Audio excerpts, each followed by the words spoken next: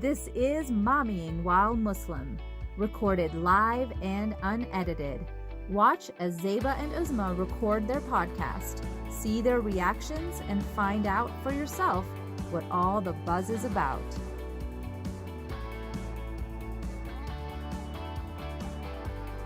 This episode of Momming While Muslim is brought to you by Guidance Residential. Sign up for a free webinar on Islamic Home Finance and the positive impact on society. The link to sign up for the November 1st webinar is in the description.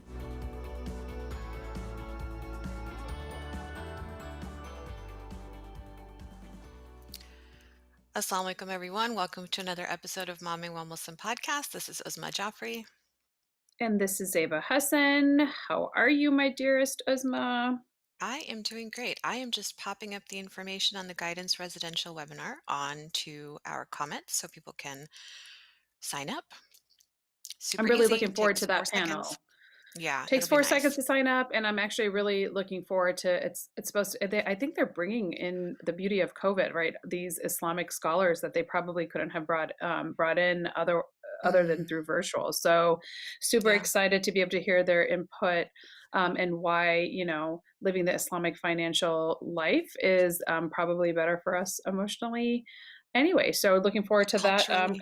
webinar culturally. Looking forward to that Yeah. webinar on November 1st, I believe it is. Lots of education this week, like at Podcast Movement. What did you think of it so I feel like far? I'm back. I feel like I'm back at school, and Yeah, taking and the notes. beauty is when you super taking note. Well, Osma's taking notes. I'm sending her 1 or 2 liner texts because She's sending me screenshots. I'm sending you screenshots because I'm like, she could add that to our notes. No, I love that Uzma's like, we're obviously very different in our approaches to things. And so I'm always like, okay, this is a good idea. Let's do this.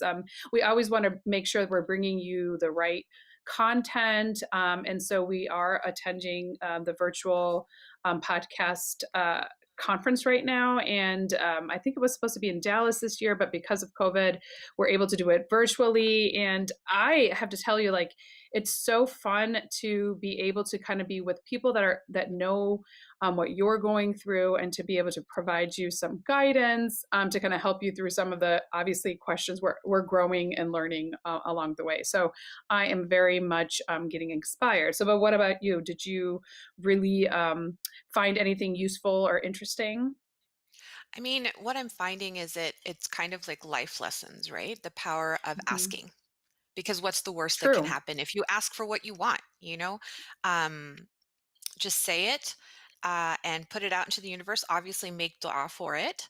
And then ask the Mhm. human being who is the vessel of God, to help you reach whatever goal it is. Because then you can, if you're so afraid of hearing no and you're so afraid of rejection, you're going to completely miss out on the power of all the yeses. And I think that Right. that's really, really important. And there's so much potential in the unknown. And if you never take a risk, you're never going to know. And I feel sorry for you. So, yeah, so we have a quote in the basketball world: "You miss 100% of the shots you do not take." Yes. Yes, I So have read that take the before. shots. Take the So shot, take the guys. shots. We did. And alhamdulillah, We we're having a ball. did, yay! And we have no problem for asking. We're like, please like, Yes. share, subscribe, follow us on Instagram, do it. And we've really had to go outside our comfort zone. That's the truth of Oh, it. But gosh, to yeah. your point, when you're trying to spread your message, and we believe that we have a good message for people, we're relying on other people to kind of help us do that. So we have no problem asking, like right now, please like, share, subscribe. If you're watching us live on Facebook and ultimately on YouTube, we definitely are not shy anymore, and we really, really appreciate it. And I know Because what it's people are not waiting our for. message. No, it's not. It's not our message. It's y'all's message, Muslim Right. mamas, Muslim American mamas. We're trying to get your message out there and do PR for you guys just as much as we are for us. And so we mentioned YouTube and Facebook, but also on Instagram. Apparently, the more Mhm. followers you have, the more like options like your account can have and like link up to stuff and do this crazy like wild fun stuff we are still learning about. But apparently you need 10,000 followers for that to happen. So our goal is December 31st, we hit 10,000 followers. Let's end 2020 with a positive note. That's what we're looking for. Yes. That's our And ask. today, that is our ask. And what's the worst that could happen? Yeah. We don't hit Nothing. 10,000, but we won't We shrivel up don't and have die. We would just 5,000. really love you guys to help us get there. So please do that. Look for us on IG, Facebook, Instagram, whatever. What else? We're everywhere. So just find Everywhere. us, Mommy While Twitter, Muslim. LinkedIn. Yeah. LinkedIn, though we don't really use LinkedIn as often, but we're Mm-mm. trying. We're really trying. So thank you guys so much for being so supportive for the people that we do have right now. We definitely appreciate it, and Love I know you. people always get excited for this portion of our podcast called Uzma's Soapbox. So Uzma, what is our soapbox for this week? I'm I so am flattered. looking forward to this. Yeah, no, I don't know that this is necessarily something that you would look forward to, soapbox in general, but today's specifically is kind of macabre. So this week, not American news, but in France, a teacher, I believe a college teacher, was decapitated by an 18-year-old man. Hmm. 10 days after President Macron, I want to say macaroon, but I'm sure that's not how you pronounce it. President Macron of France said, "Hey, we have this internal threat of Islamist terrorism in our midst, and we need to expunge it." Now, I don't know what the French word for expunge is, but the translation was the internal Islamist French threat needs to be expunged. 10 days later, this teacher presents, I believe it was the old Charlie Hebdo cartoons about Prophet Muhammad, Hmm. peace be upon him. And there was a lot of outcry, and an 18-year-old man showed up and cut his head off, murdered him in cold blood. Well, so now the president of France has this sweeping raids of masjids, houses of worship, and Muslim aid organizations, primarily, kind of like what America did post 9/11, right? And they took in 200 men. 180 Muslim men now are facing trial for having terrorist ties, and they're going to be deported. These are all people who immigrated to France at some point. I don't know how many are naturalized citizens. The 18-year-old who actually murdered Mr. Matty, the teacher, or Mati, I don't know how you pronounce it, rest in peace. Um, he is from Chechnya and migrated to France as a child. No record, not on any French anti-terrorism radar, but magically shows up 10 days after the president says there's an internal Islamist threat. I'm not so sure, but I'm waiting for Kiefer Sutherland to suddenly show up and explain what's really going on to everybody. My soapbox is to go back and watch more 24, because films often do mirror reality. If that's not your flavor, then any Star Wars movie and any Harry Potter movie is going to try to get you to pay attention to the ways that power works. And maybe I sound like the Muslim version of QAnon here. It is very possible. But I think it's important to pay attention to the series of events and the way that they happen, because as Muslim Americans, we know that after 9/11 happened and the Patriot Act was passed, these same kind of raids happen. And these mass deportations happen to our favorite prison in the world, Guantanamo, where we still have a handful of people there without charges and held for an indefinite amount of time, because apparently it's legal to do that. So get your ballots out and choose a party that's more likely to pay attention to J.K. Rowling and George Lucas, and not collectively punish an entire community because of the acts of a few. That's our soapbox for today. How's that? Thank you for that. But I do know, as much as I love Harry Potter, just as an FYI, J.K. Rowling is in her own hot water right now. She is in a So, lot of hot water, yes. but yeah, Harry Potter is big in our life, and it teaches you some life lessons, let me tell you. Life So it's lessons. life lessons, Harry Potter for life, though J.K. Rowling, we're going to leave that for another day. We'll leave that controversy And for some other day. we'll leave that. We already have enough controversy, especially because today we're going to be talking about something really controversial. So we're going to leave somebody else's controversy at the door. And Mhm. we had to reschedule this regularly scheduled program today, where we were going to be continuing our Women's Health month, and we're going to be doing that on some level. But moms, we have to be flexible, and we're like, let's get this done. And we've been kind of talking about this particular topic behind closed doors over text, kind of chit-chatting about it, and came to realize that we actually fundamentally think about this very differently. And I just want to say right now, we are not Islamic leaders. We're not scholars. We're not trying to tell you this is what Islam is trying to say. But what we are going to tell you is based on our own personal belief systems, how we actually feel individually as individuals about abortion. And we will touch a little bit about Roe versus Wade. So if you do have kids in the room that you don't necessarily want them to hear this, we respect all of your personal family decisions. You need to go take them out of the room if you need to. But the reality of the situation is it is a taboo topic that we don't necessarily talk about in the Islamic realm. And we are giving you our own individual American Muslim mom perspectives on abortion. And the one thing I wanted to say is it's not necessarily our differences that can divide us, but it's our judgments about each other that do. And so what Uzma and I are going to do today is talk about our differences, because we do have them, but we are not going to judge each other, because Momming While Muslim is a judge-free zone, and we really want to make it a safe space for people to talk about their issues and their thought processes. And it's Hasan versus Jafri on Roe versus Wade today. So excited. And I totally believe this is a continuation of our women's health series, because this is a very important women's health topic. And many Muslim women in the community either are compelled to have an abortion for medical reasons, or it's something they choose to do. And they choose not to share because they probably don't have the safe spaces to go in order to share it. So we're going to talk about it, even though I'm not going to ask you personally if you've had one. I've No, never the had answer one. would be no. Yeah, I've never had one, but because I've been involved in abortions, I think it's important for me to talk about it. So I'm Okay. super I psyched. definitely appreciate it. So you're psyched, and I'm just kind of like, oh my Lord. She's Let's nervous. see where this goes. But why don't we tell the audience why this conversation started in the first place? So it's a really funny thing in my house. My husband and I, we very openly we're self-described moderate. So we err on the side literally in the central, and probably a little bit towards the right of center. That's the truth of it.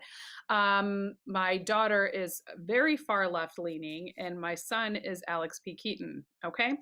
For people who don't And know who it's, Alex P. Keaton is, because we have that he generation is, here. we do have that generation, and he is like super conservative, obviously anti-Trump conservative, but he's like, he's very much about like conservative issues and conservative rights. And I love the fact that we have provided, and I'm going to pat myself on the back, a safe Job. space for all of my kids to have different opinions, and be able to live in the same house. And we do, but what it does do is it fosters some heated debates, sometimes heated, sometimes not so heated.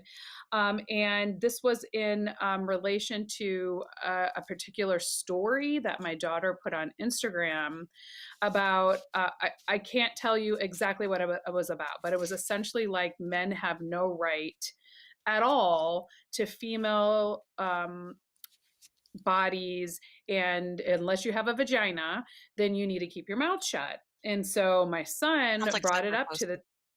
the, yeah, exactly. Well, exactly. She posted this, and again, Okay. as long as it's not vulgar or going against people, like, she has a right to her opinion. But Hmm. if you are going to have a strong opinion, you have to know that people are going to ask you about it and question you Right. about it. And her brother brought it up, and he's like, Zara, like, so let's say I'm in a relationship and I'm married, and my wife decides to get an abortion, but it's my baby as well. So you're going to say I don't have a right, and she decides I just don't want it because it's just not convenient for me. She's a right to go get the abortion without consulting me. And that did make her pause. I do have to say she's 14. They're still figuring out, Hmm. that life is shades of gray. That's the truth of it. And she was like, well, I would imagine that if it's her body, she would have a right to it. And of course, that Hmm. made him pretty angry, and hence started this conversation about abortion. And she Hmm. straight up asked me, like, Mama, what do you think about it? And are you pro-choice or pro-life, or what it is? And I, we'd never really had such a definitive conversation about it. I'm like, listen, I believe in anti-government involvement, so I am pro-choice from the government perspective, meaning I don't think they should be involved in anything personal or in matters of your relationship to God, for instance. So Mhm. I am pro-choice, pro-gay rights, pro all of that, because I believe that that's an individual relationship to your supreme being, whatever he or she may be, and that's a private thing between you and God. So, but do I think the government should be involved? 100% not. But am I for abortion? And my answer is no. I'm 100% Yeah. not for abortion. And, you know, I was just kind of relaying this conversation to Uzma, and she was like, girl, I'm for abortion. And I was like, well, what are you talking about? And we need to talk about this. And can you clarify? And again, not in an angry way, but from a perspective of inquisitiveness, because I wanted to understand where she was coming from. So I'm going to this is kind of why this conversation started. And if the two of us who have known each other for decades can feel so differently, I thought this could be potentially a good episode to talk about or not talk about, or people are going to hate us, but maybe we should shed some light on this. Yeah. And I think I should probably clarify. I don't think anybody, regardless of what your political stance is, pro-life or pro-choice, is pro-abortion. I don't think anybody wants abortions to happen. And that is what the pro-choice movement is about, to minimize the number of women that have to face that horrible decision to have a voluntary abortion versus a medically necessary abortion, because there is a distinction. And so my experience with abortion was growing up like you did in a very Republican district with a very Republican representative, super conservative politically, obviously religiously. And so in high school, I was a pro lifer. And, if my parents had given me permission to go outside of an abortion clinic, I would have done it. But, going down the street was a problem. So that was out. In any case, I really strongly held to that belief. And it was really hard for me. Actually, I would say in medical school, it was a little bit easy, but I know that I had, like a conscientious crisis because I was trained in a Catholic hospital where we were not Mhm. allowed to offer even medically what I consider medically necessary abortions, just scientifically. And we were not allowed to offer any kind of birth control. You couldn't Hmm. mention it once the baby was delivered. It was absolutely not allowed. Even when women asked you, you could not talk about it. And because we were contracted students at that hospital, we couldn't say anything. So this is me engaged, like desperately trying to figure out what I'm going to do for my family planning once I get married in a few months and not able to get the information where I probably should have. So then I start residency. I'm pregnant with my first one. I remember it was my first trimester. I was hiding it. I Because was very you didn't have that conversation about birth control, apparently, right? No, obviously did not have the conversation about birth control with my husband. Well, I guess sort of, because he was like, "What do you think about kids?" I was like, "I like them," And he was like, "When should we I have like them?" I them was in like, theory, but I'm not Yeah, quite in theory, sure about theoretically, I them. like them." No, I just, I never thought that kids were convenient. They're always going to disrupt something at some point, right? So that was part of our family planning stuff. So anyway, I get pregnant and I'm talking to one of my teachers who was a nurse practitioner, born Christian, converted to Judaism. And I had this crisis of conscience again, where somebody had approached me asking me to get help having an abortion. And I was like, I'm a Muslim. I don't think I believe in this. I don't know what to do. And so we kind of talked about the spiritual stuff, what I knew, what she knew, and then we kind of looked up stuff together. And then she said to me at that moment, and I have carried this with me my whole life, and I thank Nona Siegel for this: women should be able to have the children that they want. And I'm going to repeat it again because it took me a few times hearing it, and over the years saying it again and again whenever I encountered a pregnant woman. Women should be able to have the children that they want. And what she explained to me was that that is a holy concept in and of itself. It's a holy right given to us. Did Mary necessarily want to have Isa alayhi salam? maybe not, but she was told she was going to have it and she carried it. Is that an example of women having to carry to term things that they don't want? I don't know. Maybe she actually believed in the promise of Allah that she was having this miraculous child and that was okay. But for the rest of us who are not immaculately impregnated, you know, we have situations where this particular situation where I had was, a college athlete who's on her parents' insurance and she hasn't had a period in 6 months. And I'm Mm. like, girl, oh, but I'm not sexually active. And I'm like, well, unless you're the Virgin Mary, we need to do a pregnancy test, which she had done her research. And she was like, you can't do a urine pregnancy test because it's going to show up on my parents' bill on insurance and they're going to know. So I need something else. And, she's a very athletic build person. I said, okay, the only thing I can do is maybe do an ultrasound. Let's go in the back and do an ultrasound. As soon as that baby girl lay down, I was like, you are halfway through your pregnancy, Oh my and there's goodness. measurements we can do. And we did them, but I turned on that ultrasound and that baby was there. But she was probably more around 22 weeks. Oh And my so in most God. states, it's illegal to have that would be considered a late abortion. And Yeah, finding late term practitioners who are abortion. willing to do that is really, really difficult. So that's why I approached Nona in the first place. Like, I don't know. She's asking me what she can do. And she wasn't saying she wanted an abortion. And I wasn't offering it as a Muslim Mm-hmm. until, I went back with Nona. I had the conversation. I found out who the late preterm abortion doctors were in our locale, took it back to this little girl, and I shared it with her because I mean she had a lot riding on this. Her parents' trust and what she thought was love, which is really, really unfortunate. And I'm going to let you talk about that a little bit more. Mm-hmm. She had a scholarship writing on it. She had her future writing on it.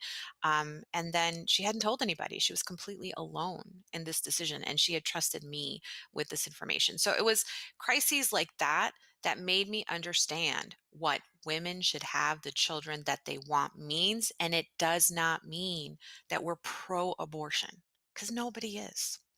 Why don't you talk a little bit about what parents' love means to kids who are going to be sexually active? What it So, means to Muslim kids? right. And we're going to have frank conversations about this because to not do that means you're going to be kind of like in denial about it. And we're going to be honest. So let's talk about, first of all, the fact that you had to even have this conversation with this young girl. I really feel badly for you and for her Hmm. because the truth of the matter is I feel, again, had her mom had a frank discussion with her, perhaps this wouldn't have happened to begin with. And Hmm. I'm a big believer in, the truth of the matter is you got to talk to your kids about premarital sex. We can't be in denial. There are many, many, many Muslim children, and I'm going to speak from the sense of Muslim children because, that's my paradigm, are doing this, whether you agree with it or not.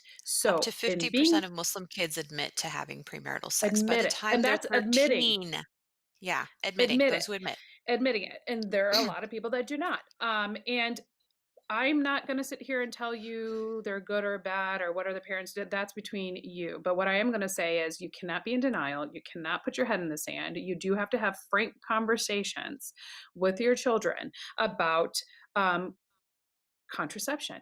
What is out there for them, and what are the consequences if you are going to have sex? You are going to get the pregnancy, let alone STD, sexual transmitted disease, is a natural consequence of having sex, even if you are protected, meaning condoms fail, trust me, 2 out of my 4 kids, birth control fails, and that's a natural consequence. So if your children are going to be having sex, getting pregnant is a natural consequence. So my belief system is get it at the front end. Start talking to them, Mhm. start having frank conversations with them. We have multiple resources about sex in Islam in different places where our kids can go, take them. Once my daughter got her period, which she's going to be mortified I'm sharing, I took her to the gynecologist and I'm like, this is what's going to happen. Do I think she's going to do it? I pray to God she doesn't, but you Mhm. need to be informed. When my son started having,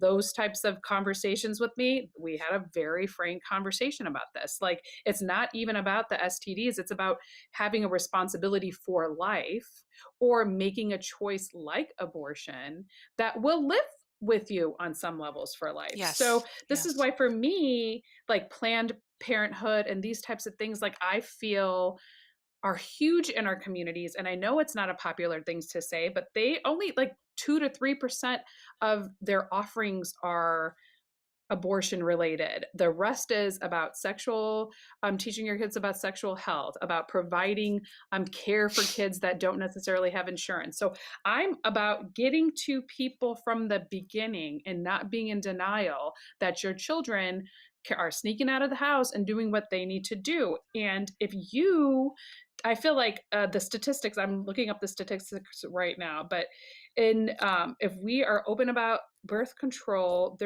I think it's over 50% of people in advocating abstinence and talking to them about birth control too. They're huge in the decline for unplanned pregnancies and sexually transmitted diseases. So I am anti-abortion at the 6 month because I'm thinking her mom should have been or dad should have been talking to her about how to prevent this, not assuming her daughter isn't going to have sex. Right, right. That is And my as Muslim soapbox. I'm moms, sorry. obviously we promote abstinence only, like a Yes. lot of other faiths do. And we explain to our kids that we don't have sex outside of the context of marriage, but that if it happens, we will still love you regardless. And we will Mhm. be here to support you as you face the natural The consequences of consequences. sex outside of marriage. And I think that's completely opposite of the way that we grew up. Because can you imagine what would have happened to us, Zeba, if we had come home pregnant? We Oh would my not be God, here today. girl. Let's just say that. No. Like, we would not be here today. No, no, Um, no, no, no. I think there's 2 points that I do want to mention. You're talking about having these conversations early with teens. 100,000%. Yes. And if you're having difficulty having these conversations with your teens, you can go back and you can read our article on talking to teens about sex, pre-adolescents, tweens about sex Mhm. in Halal Parenting magazine. I believe we did it sometime this summer. Yeah. Our that issue was about how to talk to your kids about difficult subjects, and then we've talked on multiple episodes about how to talk to your kids about sex. However, uh, the Muslim sexpert, I think I've got her name correct. It's either the halal Muslim expert. Shoot, and I just talked to her. The halal sexpert is offering a Ooh, course for parents. And I believe yes. it's a few weeks long on how to talk to your kids about sex. And, kids are going to respond to facts and pop culture. And I don't know, I'm hoping she can mix some of the pop culture because I'm pretty sure Zeba and I did not make this conversation cool with our kids. I was trying to Mm-mm. instill the fear of God in them. And for me, part of sex education is showing them this is the birthing process. You want to go through this? Mhm. And so I have turned them all off from having From sex having because they don't any want kind to of face the children. natural consequence. They're like, we do not want Yes. to touch the opposite gender because we don't want that happening or make or be responsible for that happening to somebody else. And then the second point that I want to bring up is okay, we talked about unwanted pregnancies as or in circumstances that may not be ideal or supportive um, for raising a child. But what Mhm. if we have everything? We're in a relationship. We are married. Everything is good and halal. And we've got our careers. We've got kids. And we get pregnant. I don't know. Say tomorrow, Zeba, you see two blue lines. What's going to happen to you?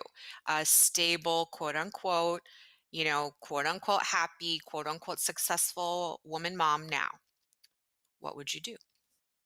I would keep the baby and I'd say, this is what God wants me to have. And apparently, first of all, it would be a miracle because I got my husband. On I multiple would be like the levels. virgin on multiple levels. So, like, let's say that because part of the birth control process in Islam is okay with birth control, FYI. But part of that is I didn't want to do that.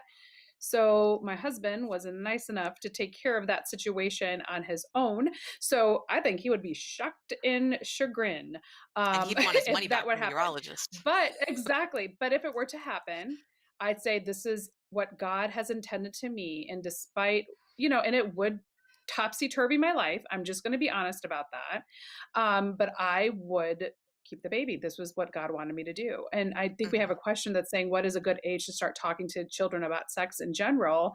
It's when they're old enough to ask you. It's in Two, in certain circumstances. Two, three, two. you start talking to them about their own body autonomy, giving them the Mhm. appropriate names for their private areas, so that if something happens to them, they will come to you and talk to you, and understanding that they have a right to their own bodies. And you start doing that at one or two. And even if you're still cleaning their butts or doing like right now I still clean my baby's bottoms. I literally say, mama's gonna clean your butt now, and I'm just letting you know.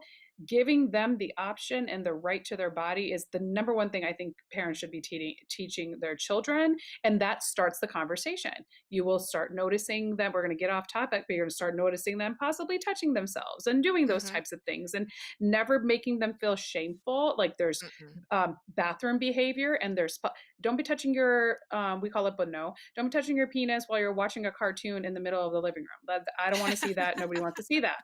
So go to the bathroom and do that. And this is why. And then when they start asking you, age appropriate answers and responses Yeah. allows them the opportunity to feel safe and comfortable to come to you later. And that Mhm. is what you're starting to develop those types of relationships with your kids early, in a non-shame based way, so that they can't come to you later. But as far as abortion is concerned, if I got pregnant tomorrow, I'd say, first of all, oh my God, I will be tired as all get out. But Mhm. I'll pray for a girl and Yeah. say, this is what was meant to be. But what about Yeah. you? Would you do that? Because I know you have been scared a couple times, because Mhm. we're not going to talk about why. But I'm like, Yeah. girl, if you're going to get scared, you have to think about this. Like you need to either get fixed or get the hubby fixed or something. What would you do in Yeah. a circumstance Yeah. like We're a that? work in Because you have a process. lot going on. Yeah. And so this is where I think we categorically differ. And that's where if I had a Yes. pregnancy test that was positive at this point, I would choose not to carry that to term. And I wouldn't try to find out, is there something wrong? Is, anything happening? I do not want to have another child. Like what I have is perfect. And alhamdulillah, I have more than I ever asked for because I asked Allah for one normal child. That's all I wanted. And He blessed me so many times over. And while I also would have loved to have another daughter, I do not want to physically carry another human being in my body because, I have not had, I've had, alhamdulillah, great pregnancies and relatively good deliveries. I have nothing to complain about, but I'm older. I have a couple of conditions that I don't want to exacerbate by having a pregnancy, by having a child. As much as I love breastfeeding and nursing, and as much as I miss it, I do not want to do it again. That is a lot of work because those first 2 years are like on hold. I've put off my career so many times because of kids, Mhm. and now I'm in a very happy place. It would turn everything upside down again. And I don't feel like professionally I need to put that in. I've got this podcast going on. Not that the podcast is going to stop me from having or doing anything, but I We'll probably air love the where I am. pregnancy online and then the Yeah, delivery, we so would that totally everybody air can the be in the delivery. delivery room. For you, not for me, because I would choose not to carry it to term. And That's I right, that's right. wouldn't feel obligated to tell my husband about it. But, out of courtesy Hmm. and love for him, I would say, I do think that we need to have this discussion. But according to like one school of thought, one Muslim school of thought, I wouldn't necessarily have to have his permission to do it. And again, it goes back to what are we're setting up this foundation of body autonomy when our kids are 2 and 3, but suddenly when they're adult grown women, you've lost that autonomy because of the donation of one tiny sperm cell. Like, no, I don't think that goes away. And that goes back to not only my feminist roots and feminist belief, it goes back to my core Islamic beliefs that a woman is fully capable of making these decisions for what she is and is not able to do. And while a lot of Islamic scholars say, yeah, you can do family planning and do birth control if you don't want to have more children, I think we start getting into gray areas about, okay, well, can you, once you get pregnant, say these methods have failed and you have now gotten pregnant, do you now have an abortion because it's not convenient for you to have a kid? It is okay to do birth control, to do the family planning and decide how many children you want. But supposing, like you said, it fails, then what do you do? And I don't want to be up a creek. And so I have mentally prepared myself for when I see those two blue lines or when I see the word pregnant, I know where I'm going. And going back to Planned Parenthood, for those of you who still believe in all the malarkey, I'm using that word on purpose. If you believe the malarkey about Planned Parenthood funds abortions, BS. I trained a lot at Planned Parenthood. I was sent there to study under the tutelage of nurse practitioners and physicians who worked at Planned Parenthood. I never once in 3 years saw an abortion or heard a conversation about an abortion or heard abortion offered as an option. Women who could not afford prenatal care, were undocumented, would come there to get low cost prenatal care. So we took care of pregnant patients. We took care of patients who were breastfeeding and said, I have no milk. And I learned over there to shoot breast milk across a room from a breast. All of my breastfeeding education started at Planned Parenthood. And then we did a lot of sexually transmitted infection testing and treating. Those are the three Mhm. things that I learned at Planned Parenthood over 3 years. And in my relationship with them since, we have never once talked about abortions, not even the morning after pill, which now is available over the counter. See, that's like again, I we agree on the Planned Parenthood. I Hmm. agree with you up until that point, but as a mom of 3 boys, Hmm. including you, Yeah. I would just not feel comfortable.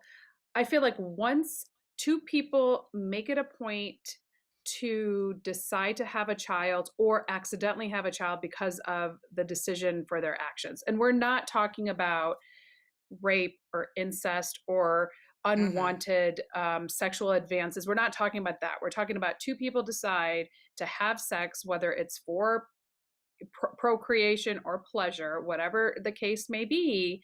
I feel like both people are responsible. Because then what happens? Like, let me ask you this: Mm. the your son is in a situation. He gets somebody pregnant. She decides to keep the baby.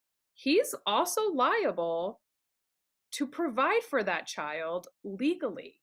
So I feel like if both parties have to play a role, what if he wants the baby and she doesn't? I don't know. I don't know how I would feel about that. I would feel like I would want my sons, being the mother of 3 boys, to play a role for and against, meaning if you knock somebody up stupid and Hmm. you're not ready for it and she wants to keep that baby, you're going to be responsible also Yes, for 100%. helping her out. Hmm. But I Right. also think if he does that stupid and gets somebody pregnant, also stupid, because I've talked to you about birth control, Hmm. and she decides not to and he wants the baby, I feel like he should have a right to be like, I want that baby. I don't know. I don't know how I feel about that, other than it doesn't seem right to me. I mean, do you feel more for your son losing the opportunity to father a child, or is that because as a potential grandma, you feel the loss of a potential opportunity to grandmother a No, I child? feel like, um, you know me, I'm excited about being like, I'm You in my love early babies, I 40s. I'm know. like, I can't wait till I'm a grandma. Okay. But that's not the case. My point is, if you're stupid ass, and excuse my language, and we can beep that out later, and you decide to do something and you're responsible, like that is a natural consequence for your action. Hmm. And it's going to suck. We're going to help support you because as parents, we're your safety net. But with everything that I've taught you, you should have known better because abstinence is what we teach our kids, for the record. I Right. don't want people to Right. think that we're not, but Yeah, we're not we're giving our also kids not condoms and go to stupid. town. Yes, but I'm also like, if you're going to do this, this is where you go. This is how you do it because I'm not going to be stupid either, right? I'm not going to Hmm. be in denial. But of course, they're like, no, mama, I don't want to do this because there are, how we explain it to the kids, it's one day you're going to meet that person who is Hmm. going to be the one. And do you want to explain to that person all the others that Hmm. you've Hmm. decided? Like, you see what I'm saying? Like, I feel Yeah. like if you feel like that's okay, that's between you and God, because at some point I am no longer responsible for you. But if you Hmm. don't, this is what you have to do and how you keep yourself away from those situations. But if he's going to get somebody pregnant and do that anyway, you best believe I want him and I'm saying him because this is the situation we're talking about, to take responsibility for the action. Yeah. Well, I mean, that's Islamic law, right? Like Sharia law says, you father a child, you are financially responsible for the child. Right. So, absolutely, if we're teaching Islamic values and laws in our house, that is, when you face that natural consequence, now you're going to go work at McDonald's. And, And make it too work. bad about all the other plans you had. Like, you're going to clean toilets and figure out how to pay for that child. We will help to a point, but I Yes. think it's going to be important as parents, at least for myself, to, land this message home. However, Yes. if she decides either not to tell him and has an abortion, tells him after the fact, or tells him, I'm pregnant and I'm having an abortion, and he starts jumping jacking and saying, no, no, no, I have a right, I have a right. Boy, you gave up all your rights once you enter that bedroom, because I believe that when you have What entered I feel into that this. Yeah, I Go feel ahead. that way if they're not married. I see Yeah. what you're saying, Yeah. right? Like if you're gonna do this and you don't have any legal rights, meaning you're not in a situation that's Islamically or legally, you know, Binding in any way. binding by law, then I understand your point. But Yeah. like I don't know if I feel that way if they're married. If Like they're I married, I really think it's the same thing. Yes, we get married to people, but does that mean, do we have the same for richer, for poorer, for sickness and health? No, we don't really do vows. Our vows look very different. And I don't think that an unplanned pregnancy like automatically means, okay, this is something we a decision we have to face together. A sick child is different because, both parents can equally contribute in that situation. But when a woman gets pregnant and it's an unplanned pregnancy, even within the context of a marriage, it is an it's an imbalance, right? Because the majority of work is going to fall on her. She's carrying the pregnancy. She's breastfeeding the child. She's doing all the rearing. She's making the professional sacrifices. Shoot, even without a lot of unplanned pregnancies, we have 900,000 women out of work right now because they happen to have a uterus and they're the expendable, quote unquote, sex in a relationship. And of course, not all of those women are in relationships. A lot of them are single moms that are unemployed because of a pandemic. But can you imagine with an unplanned pregnancy? Within a marriage, I believe that the imbalance of power is such that the woman could say to my son, I'm not carrying this child. I don't care if it is yours. And, standing on this side of history right now, for me, I would say 100% baby girl. Because what I'm teaching my kids, my sons especially, is it's her body, it's her right, and she's going to decide. If you don't want her to make that decision, then take care of what you need to take care of so that that decision never comes up, which is why Planned Parenthood exists, is to prevent unplanned those types of pregnancies. things. They're not there to do abortions willy-nilly. I mean, people like that, organizations like that were created in response to backstreet, abortions that were happening. People Mhm. that we know and love have had these backstreet abortions. People that we know and love have gone overseas to the subcontinent in order to have those backstreet Mhm. abortions because they had grown up hearing about them and they didn't know how to get them. And they grew up in the days where there was no birth control, so you didn't have that option. And that's why a lot of our families grew up in poverty. And I understand With the we 12, don't 13 prevent kids. pregnancies to out of fear of poverty. That is straight up haram or forbidden in Islam.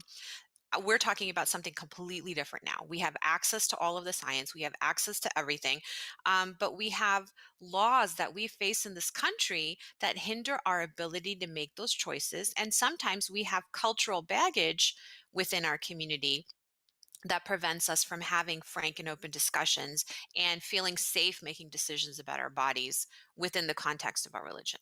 Does that make sense?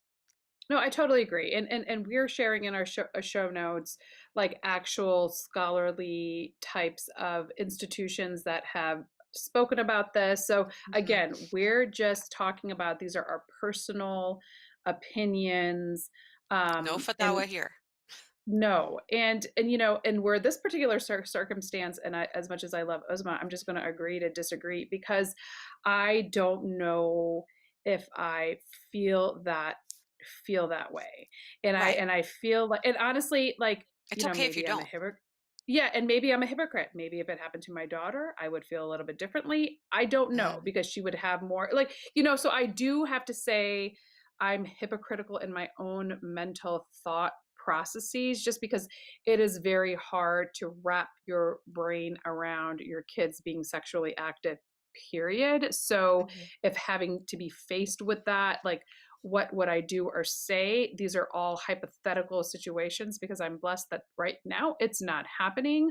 And but again, I don't want to be that stupid person that's in denial about it either because I used to have multiple quote unquote hijabi friends growing up that would use me as their alibi while they went and did their things Yeah. and hence giving me a bad reputation, but that's a whole nother topic. So I am fully aware of what people are doing. So I just this is just one of those topics, which is why I think it is so emotional and so to the Mhm. core. People feel very strongly about it. Would I, you know, vote on that one issue, which is what a lot Mm. of people do. Like they're Mhm. single issue voters, specifically geared towards abortion.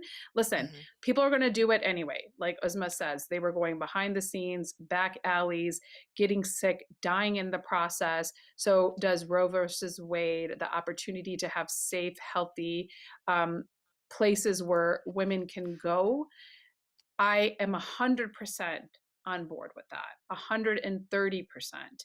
But I just feel like with a little bit of that pre work and that pre understanding, perhaps we could make it more so that we can prevent it versus going down that route, if that makes sense. But I'm also one of those that I would have a house. I would just create a house and I would be perfectly fine if people drop their babies off at my house and I would raise them. I mean, I just feel like I was meant to have like 1,000 children. So, and I feel like, that's kind of where I'm There coming was an from. old So woman again, who lived in a shoe. the issue, she had so many children, she didn't know what to do. And sometimes I feel like that in my soul. So I just don't know if I could just agree to do that. And I'm Like, not I would asking you feel to too agree. I'm badly just, about it. this was my stance. I was like, well, I think Zara's right. Yeah. No uterus, no opinion. And So, she's like, "You don't have an opinion, and you can go there." But the one thing I yeah. do wanna say to people, because I do even find it with her, and I as Mhm. a mother trying to teach her, like, the world is not black and white. So the one thing is Absolutely. people have to Mhm. understand, the world is not black and white. Like, even in the 2 candidates that we're having to face right now, they're both, you know, shades of evil, but it's like, which one is you Lesser. know, lesser Which is evil the than the smaller other. pile of crap. Yeah. Exactly, Mhm. exactly. And so, unless our entire system changes, we are going to have to make these types of conscientious choices, because it's not just black or white. Like, so I totally boggled her mind when I'm like, I'm 100% pro-choice, but I'm extremely anti-abortion, and I don't think in her brain she could wrap herself around it. And I Well, it's don't really judge hard because, like you anybody. said, we're black and white when we're that age, and with experience and with time and with more Right. information and knowledge, we arrive at a place where we realize that, even Sharia law is not something that's like blanketed and put, across the board on all Muslims. It's case by case. Even Right. when it comes to abortion, like if you are facing this decision, then you would go to a scholar that you trust. And Mhm. unfortunately, the majority of them, at least the Or celebrity male. imams, are all male. So I would Mhm. highly encourage you to find a female one. And if you don't know who they Yes. are, you can go back to our Islamic Scholarship Month. Was that last month? Or the Last month month, before? Last month. And go September. back and cold call those women and be like, and they're They great will at help getting you. back to you, by the way. And if they don't know the answers, they're going to refer you to somebody else because it's these kinds of issues. Like, what do you do in a, like we said, quote unquote, stable situation where you just don't want to have this pregnancy? Like, I'm done. And I'm perfectly comfortable, facing my Allah and saying, yeah, I understand the sanctity of life in Islam and I understand how it's important that once the soul is breathed into it, I get all of that. Obviously, I'm not going to seek like a late term abortion. I mean, I think obviously I'm not. I don't know. Actually, I don't know the answer to that. But certainly I know enough about my own body to know pretty quickly when I'm pregnant. And so it would be early and I would comfortably be able to say to Allah subhanahu wa ta'ala, for me personally, I will not do justice to this child, and I certainly will not be able to do justice to the children that I currently have and the life I currently have and have cultivated through your mercy and through your barakah that you've given me. I would not be able to continue. Is that not having faith in Allah subhanahu wa ta'ala? Like, I know the people who are, some people are listening and saying, oh, but then you're not having faith in Allah subhanahu wa ta'ala for making things easy for you after he made them hard. And, that's okay. But Allah also says, don't make the religion hard on people. He always says, when you have two options, choose the easier one. Like, choose the one you're going to Mhm. stick to. And for me, it's easier to stick to the kids I have and No, not seek and, anything and more. you're 100%. I get that, and I think if you do go and look up Islamic abortion, and there are, like I said, so many um, institutes that have given their Islamic scholarly opinions. A majority of them do say it is permissible, right, until 40 days or up until I think it's 120, where they claim the what is it, ensoulment? Is that the Yeah, word where the ensoulment, when Allah subhanahu wa soul ta'ala breathes the soul breathes into the the soul? And baby, that's around a into the fetus. 120.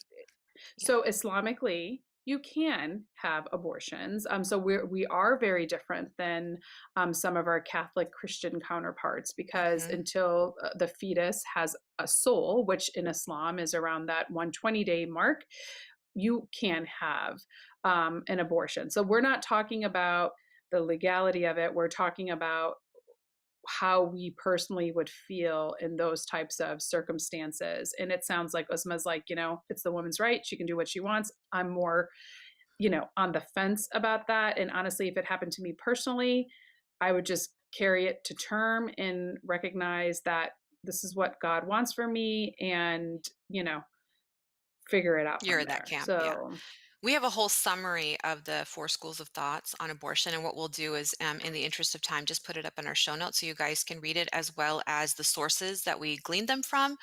And what I do want to point out is, Zeba mentioned that Islam is unique in that, it talks about abortion being permissible, especially when the mother's life is endangered, because the mother's mhm, life, supersedes the baby's, which does not exist in in the other major cultures. church that everybody knows in America that doesn't want you to have an abortion. That's just, and that was a decision that was made later on in the church. Islam from the get go has always preferred the mother over the child. Now, even in the case of rape and incest, Islam and Sharia law has early on said in the case of rape and incest, the woman can Mhm, abort. Now, even though we live in America, a democracy where there is separation of church and state, we had the Hyde Amendment in 1976 that withheld federal funding from abortions, Medicaid in particular. And that excluded 20% of American women from having abortions. In 1994, the Hyde Amendment finally said, okay, in cases of rape and incest, we will pay. We will let the government pay. So when we say government shouldn't reach into our uteruses and into our ovaries, what we're saying is they don't have the right to say it, but they do need to fund it because healthcare is a national obligation. Public health is a federal issue. But when you're inserting your own moral understanding of what health is and how much health you can control, then you have crumbled the separation of church and mhm, state and you've mixed it up. And you see that with a lot of state bans on abortion, the trap laws, and things that have made it harder to have abortions because those particular governors or those particular state governments decided we're going to decide who has an abortion and who doesn't and why. And when you have imposed your moral caps on these laws and your moral parameters on these laws, you have fundamentally violated democracy. And so that's where I say, call out the hypocrisy and no more. That's not okay. As a Muslim, as an American, I believe that is fundamentally wrong. When I was chided by a Catholic woman who showed up at one of our refugee baby showers, she made me take on my day off, come and take a meeting. And she was like, how can a Muslim and a Mormon promote Planned Parenthood? I am so ashamed of you guys. And I was like, my religion fundamentally says I cannot impose my religion on anyone else. So why do you think it's okay for me to do that? Why are you trying to compel me to do that? A, that's violating my right to freedom of religion, and B, that's violating these women's to free access and health and education that they should be guaranteed in this country. So, Yeah. it just it goes to show it's really important to understand, like you said, those gray areas, have these conversations, have these discussions. I mean, this is totally something that you guys can chai chat about or do your Skype FaceTimes with your families. And certainly we believe that, sadaqah or good deeds begin at home. Have these conversations with your kids. 120%. And I think that in having these frank and honest conversations, though uncomfortable, though we're fighting that cultural stigma that inevitably has seeped into our pores and we're desperately trying to, excise them. I definitely feel like in starting by having frank conversations with your kids, keeping an open and honest dialogue, like my daughter was shocked and chagrined when she realized her dad and I didn't just do the deed 4 times, right? She was just like, "Are you kidding me? You're only supposed to have sex to have babies." And I had to correct her because I want her to have a healthy relationship with sex. This is not me shaming anybody. This is just me saying, from a personal perspective, everybody has to make their own educated, informed choice. And I think Uzma and I, we're gonna end this with what we agree on. We do not think that the government should have any right to control what happens with and for women's bodies. I think we can at least agree on that and end on a positive note and understand that we have our differences, but we're never going to judge anybody because we cannot walk in their shoes and we don't understand where they're coming from. So, Absolutely. inshallah, Ameen. I think it's going to be on our show notes, Uzma, like all of the resources people can go and make their own educated and informed choice, recognizing, again, we do not claim to be Islamic scholars. So please don't send us emails saying that we are pretending to do that because we're not. This was our own We're just, hypothetical situations here today. yes. And neither one of us are pregnant. No, That might just be definitely extra not. cheese we ate from the night before. So please don't say that to me. Yeah. And no, I'm not going to be a grandma anytime soon, or at least I better No. not be. So that having been said, thank you, Uzma. This was quite the This was informative fun. I loved conversation. it. We'll have to debate, like, maybe capital punishment. Yeah, it feels like I'm in high school, but Ooh, let's do ooh, it. wouldn't that be I love fun? it. Let's I do love it. that. We'll Eye do for it. an Awesome. eye. Mhm. But I'm pro-life all the way, so I don't Yeah. know how much that's going to even do. But anyway, inshallah, until next time, thank you everybody for joining us today. And then I will be coming live, I think, a little bit later to talk about another thing we're doing. So Oh, you'll cool. see me again today. Sorry about that, Okay. everybody. Awesome. Inshallah. Assalamualaikum, Assalamu everybody. Thanks for joining alaikum. us on another episode of Momming While Muslim. Thank you for watching this episode of Momming While Muslim. You can sign up for a free webinar by Guidance Residential by clicking on the link in the description.